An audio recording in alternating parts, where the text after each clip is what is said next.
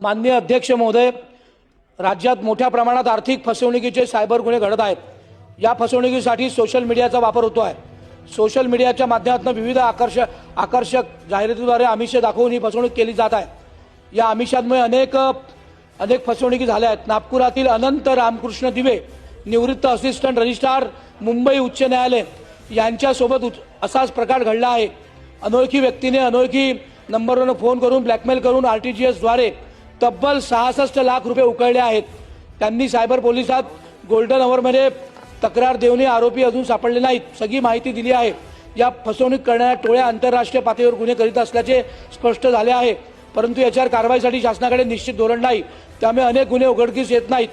तरी शासनाने आर्थिक फसवणुकीच्या सायबर गुन्ह्यांना प्रतिबंध, सायबर पूर्व सूचना, इशारा व नागरिक जनजागृती धोरण तयार करावे व सायबर गुन्ह्यावर कडक कारवाई करावी। सभागृहात माननीय कदम साहेब बसले आहे, त्यांना विनंती आहे की त्यांनी याच्यावर निवेदन करावं।